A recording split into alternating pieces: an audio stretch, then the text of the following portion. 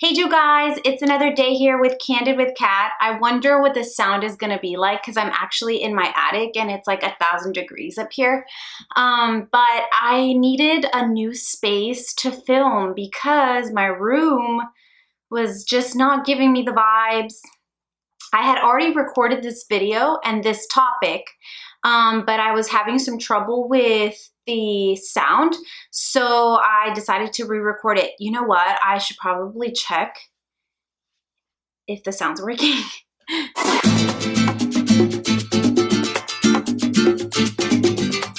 It's working. Okay, like I said, I already recorded this video and the sound was just horrible. And then I got a little down on myself because I had all this content and then it wasn't working. So I decided a new scenario. Or a new, yes, is that a scenario? Sorry, sometimes like my Spanglish and decided for a new ambiance. There you go. So I decided for a new ambiance. I hope you guys like it. So the topic, drum roll please. I hope the camera's not shaky. I want to talk to you guys about codependent relationships. Clapping. Okay. And the reason why I want to talk to you about codependent relationships is because I see so many people around me that are in codependent relationships. Again, I'm a mental health specialist, and so I see it a lot. But I also know that when you're in a codependent relationship, it is so hard for you to see yourself outside of the relationship. Like you are so fully immersed in your partner and in that relationship that you cannot see outside of it. So here I am to burst your bubble. No, I'm just kidding. But yeah, kind of. I kind of am here for that. So raise your hand if you've ever been in a codependent relationship. Raise your hand if you've ever cared more about your partner's feelings than yours. Raise your hand if you have a partner that's cheated and you decided to go back with them because you could not imagine a life without them. Raise your hand if you've made excuses for your partner or why they forgot special dates or why they didn't show up when they said they would or why they didn't call when they said they would. Raise your hand when you try to tell your partner, I will not accept this and this and this, and yet he crossed the line and you still accepted it and you stayed 6 months after. Yeah, so if you raise your hand for any or all of these, you're in deep trouble and run. Like leave him behind or leave her behind and just run. Codependency. It says it is when you have lost yourself, and it literally is exactly that. I have seen, family members in codependent relationships, and I'm telling you, you can be in codependent relationships with your family, with social media, with friends, your relationship with your partner. Now, if all of the above and you're codependent with all of your relationships, you need to do some like soul searching, because I think the light just changed. It's so weird. Because it's almost the end of the world and you don't want to die being a codependent, okay? Value yourself and look into it. So let's focus on codependency in relationships. One of the reasons why I also want to talk about this is because I myself have been in a codependent relationship with numerous people. And I'm not just talking about partners, I'm talking about friendships as well. Obviously, I'm trying to become a better person. And if you're trying to become a better person, this video is for you. I got a comment on my last YouTube video, and I just want to say I appreciate all of your guys' comments, input, and it really keeps me going, because sometimes I'm like lazy or like I'm unmotivated and I'm like, man, this person really wanted to watch a video about this. Like I should really respond. If you leave one comment and you have an idea about a video that I should do, like send the comment, go ahead and do it, because right now I get so excited when one person gives me feedback that I'm like, dude, I need to make a whole video just based off this one person's comment. The comment that was left was, maybe chat about when someone just isn't right for you and how to move on. I'm constantly worried more about his feelings than my own. Even though I no longer want the relationship, anything that will help people who are doing the breakup realize that it's not easy X. Okay, so breaking that down, how do you know when someone just isn't right for you? I would tell you that you know. You have that feeling. Your friends are telling you. And if you don't have any friends around you while you're in a relationship, you should also ask yourself why. If you don't have any family around you while you're in this relationship, you should ask yourself why. Maybe you distance yourself from them. And if you distance yourself from them because of this relationship, that's a good indicator. So I guess you need to pay attention to red flags. And that is one way of realizing that this relationship is not good for you. With codependency, that's exactly what you need to do in order to get out of it.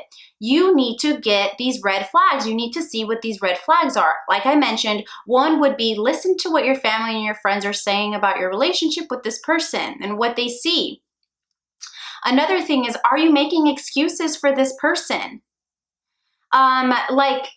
Are there things that have happened where your mom will ask you, oh, why didn't so-and-so come over? And you're like, oh, they weren't feeling well or blah, blah, blah. When deep down you know that they didn't come to the family function because they were off hanging out with their guy friends or they were at Coachella. I don't know, I made something up. But another thing is like you have these passive aggressive fights because you don't want to hurt his feelings outwardly. Like you don't want to hurt him, so you don't say exactly what your problem is. You don't say, I don't like it when you do this, because you don't want to cause a fight, but you still have something that you want to say, so you're doing this like passive aggressive fighting, which is like, okay, have you guys, okay, this is crazy, but I did it. So have you guys ever texted somebody like, hey, I'm going to go to the club with my friends tonight?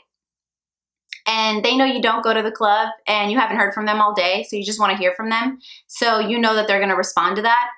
And then they finally respond and you get into this fight just because you wanted a reaction, because you needed to get attention, rather than saying like, hey, for the 100th billion time, I need your attention. Another thing is that it's hard for you to set boundaries. So for example, if you cheat on me, I'm going to leave you. Don't do it. And then they cheat on you and then you stay. That's not setting a boundary. It's hard for you to even make them. Like, do you even know what your boundaries are? If you don't know what your boundaries are in a relationship, that's not good. If their partner doesn't know exactly what he can do, what will be like the end of end alls, they need to know that. You need to have boundaries in a relationship because that will allow your partner to know how they can respect you. What is that one thing or those things that you will not accept? And also it'll show you what kind of partner you're with.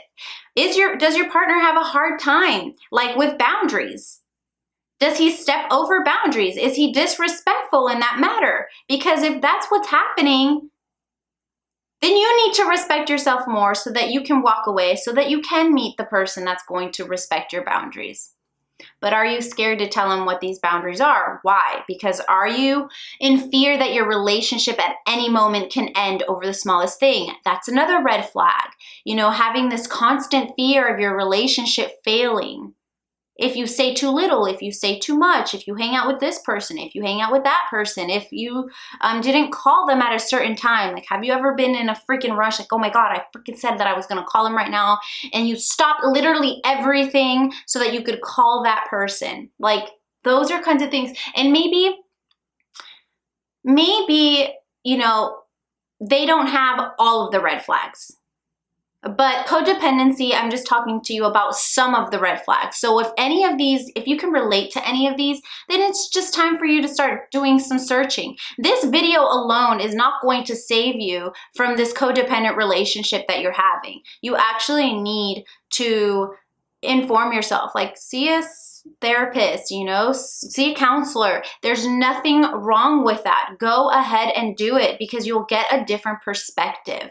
Now, another thing, like read some self-help books about relationships, but to the person that's like, how do I know he's not the one for me? Like the fact that you're even asking that question, he's not, right? I know what the feeling of he's not the one for me is. I don't know what the feeling of he is the one for me. But what I can tell you is I know the feeling of being deathly scared of breaking up with a person because I don't know what's going to happen. Like, what if I never find a person like him? Whether it be like he's so good looking, whether it be like the kind of life that he could potentially provide for me, oh my God, he has such a beautiful family. Like, if I leave him, I'm going to have to leave this family. Like, I get it. You have fears in any breakup, but these fears happen with every single breakup. The question is the relationship, is your sanity, is your mental health, and is your physical health worth this relationship? The answer is no. Because when you are extremely sacrificing your mental health and your physical health for a person, that is one of the biggest red flags that you are in a relationship that is not healthy.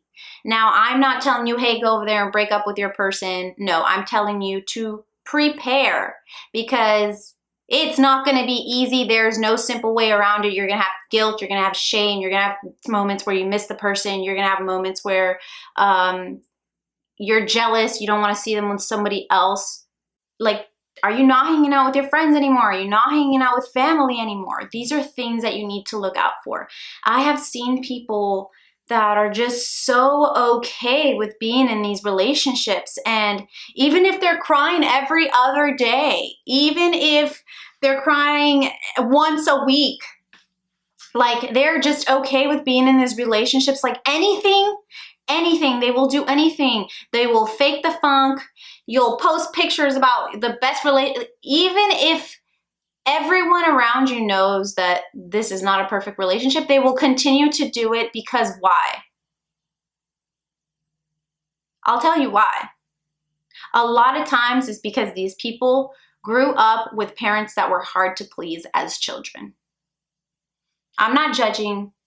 That may not be the case, but it tends to be the case. Normally, people that are in codependent relationships grew up either seeing a codependent relationship, or they themselves were involved in a codependent relationship with one of their parents or their guardian.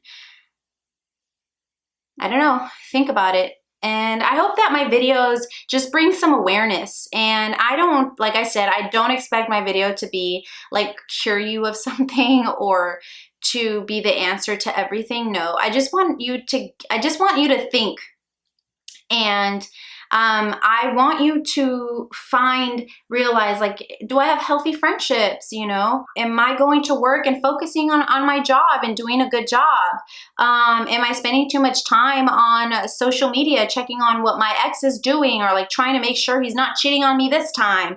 All I can say is, when I let go of that relationship where I felt so consumed, yes, I was scared, yes, but when I allowed myself to have that time of like scared where I thought maybe I couldn't live without this person, when I allowed myself the time to just be away from them, I learned so much about myself. And it is scary to look back to see all of the things that I was doing and how I was behaving and how I was sacrificing so much of me. And I hope that you guys can see within your relationship, is there something that you can work on? You know, two people should be able to like have their own goals and still be a partner, even if they don't even love doing the same things, you know, as long as they love spending time with each other, but yet have their own set goals and they feel comfortable enough to spend time apart from each other. There's some people that get so much anxiety from spending so much time apart. And that's super, like, also, you know, going back to the red flags, like that's another red flag. If you feel like you cannot spend time outside of your relationship and you get so much anxiety, that's not normal. Anxiety and sadness and anger are not the main emotions when you need to be in a relationship. And I don't want to be like that anymore. I let go of that, and it's so much weight lifted off my shoulders when I'm like, I am literally, you know, that meme where it's like, I sleep so good knowing that I'm not getting cheated on, or I sleep so good knowing that I don't have to worry about anybody but myself. Like, I understand there's mothers out there that you guys have children, and you know, maybe you have children with the people that you're in a codependent relationship with. And I don't know what it's like to be a mother because I'm not a mother, but I can only hope that my actions are a reflection of how I would want my children to respond in that position.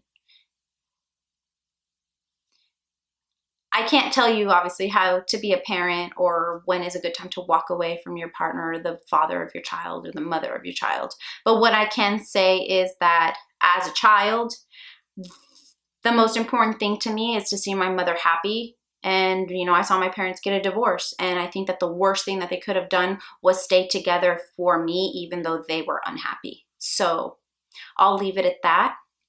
You guys, please love yourselves, take care of each other, know your self-worth, always self-care, and please share, like, and subscribe because the views are not matching the subscriptions. I love you guys. Thank you. Bye.